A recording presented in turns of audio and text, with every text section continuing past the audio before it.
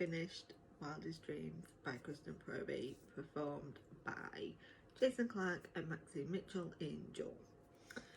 If you have seen my videos, you will know I got a little bit emotional. Literally, this book went from, I'm gonna give you some spicy spice from page 1 to, do you want to get your hair broken? Do you fancy crying walking down the street? I had a parent check on me, and every time it was involving Jake, who is the 16-year-old adopted son. We'll get to that situation later. So it has been a long time since I have done a Kristen Proby book, and I mean a long time. I think her audiobooks might have been some of the first I did, so I think I've just had so much that I didn't keep up. So diving back in was fantastic, and these characters were so awesome. I just loved them. I loved how they were. So we have the spicy scene at the beginning, which is, I think, a kind of miscommunication between them of what that was. I think we see as time goes on the impact, and once they are together, which is super early, it is like, you're my person, this is happening.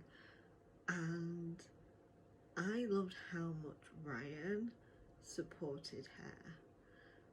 Like, Polly is a businesswoman, she owns her own business, she also is supporting other business people within the community and starting a female-led initiative, and the way he supports her with that. But also, he's a billionaire, he's got money coming out of his ears, and he wants to make her dreams come true. And I actually really loved the kind of push and pull with that, where he just wanted to give her everything, and she is like, no, I feel guilty. Like, I don't want him or anyone to think I'm with him for his money, and I think that makes perfect sense. So Ryan has adopted a 16-year-old. As an adopted parent, I was just, yes, give me more where it involves adoption. And the way he was with him was just so heartwarming, and the way this child is healing through being with Ryan, being on his ranch, being with the horses. And that takes us to the tears. So there is a scene, Ryan and Polly are away, and they get a video call from Jake, who is very upset because something has happened to one of the animals. He gutted me. And there is video evidence of that gutting, so yay. And then again, involving Jake, something happens with Polly, and he is kind of like in the headspace that, oh my god, it's happening again, I'm losing the people that are parental figures. And I was just, no, why are you doing this to me? But it is so good. like, I don't know about you guys, but for me, I want that emotional reaction. The fact that this book made me sob. It did not make me cry. It did not make me have one glistening tear. It made me sob. And to have that reaction, although I don't like to cry, but any book that can elicit that sort of a reaction, 100% here for. And I cannot wait to do more in this series and other series. So let's flip to the narration. Maxine Mitchell was the perfect voice for Polly. The way she always has this ability of showing the character in this strong, independent way, but with those moments of questioning and those moments of, am I good enough, or are people going to think? Like, I think it's really hard to describe for me, but it was just so captivating listening to her chapters. And of course we get the amazing male voice. Like, we just thank the goddesses. And it was just, I could have listened to another 20 chapters from Polly's perspective just because of how Maxine made it sound.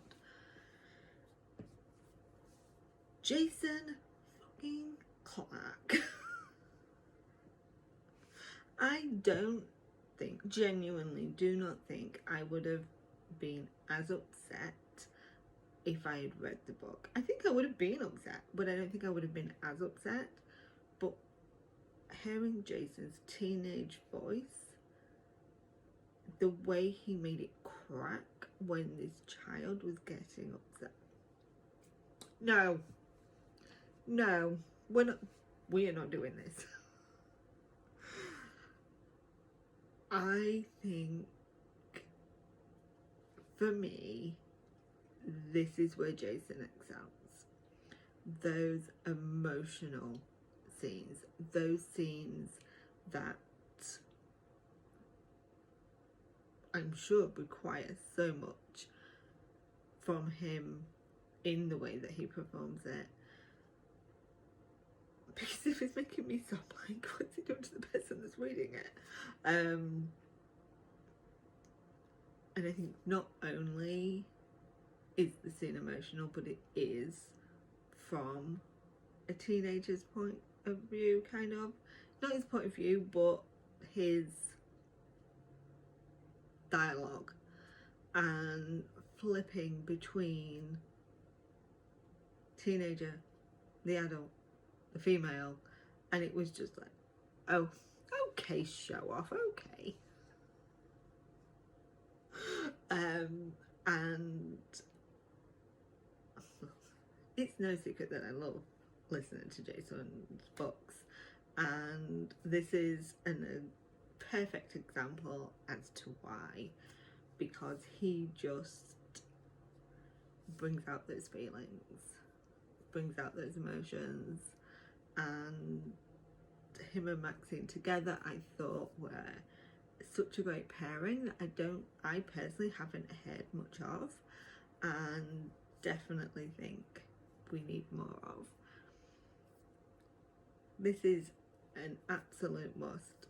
Go check it out and tell me if I'm alone in a sobbing situation.